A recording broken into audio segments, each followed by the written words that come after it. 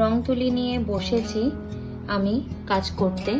তো কি কাজ করছি দেখো, সেটা হচ্ছে আমার বাড়িতে যেহেতু সামনেই পুজো, তোমরা অনেকে জানো আর অনেকে জানো না, তো তাদের জন্য বলে রাখি যারা জানো না।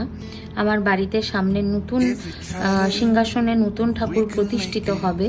তো সেই কারণের জন্য আমি দুটো বিগ্রহ কিনেছি, আর দুটো আমার আগেরকার ছিল বিগ্রহ। এটা তো দেখতে পাচ্ছ, একটা হচ্ছে গৌরনিতাই, হ্যাঁ, এটা দেখে বুঝতে পারছো। আর একটা কি কিনেছি সেটাও পরে তোমাদের সঙ্গে শেয়ার করব। তো বিষয়টা হচ্ছে এখন এই মানে বিগ্রহ দুটির আমি অঙ্গরাগ করলাম। বিগ্রহতে এরকম ছিল না, নর্মালি যেমন থাকে, তোমরা হয়তো অনেকেই জানবে যে নর্মাল একটা চোখের মানে করে দেয় একটা নর্মাল শেপের। তো সেখান থেকে আমি বিগ্রহগুলোকে পুরো নিজে যতটা পেরেছি, আমি জানি প্রফেশনালদের মতন আমি করতে পারিনি একদমই, তাদের ধারে কাছেও আমি যেতে পারবো না। তো করছি আস্তে আস্তে কাজ।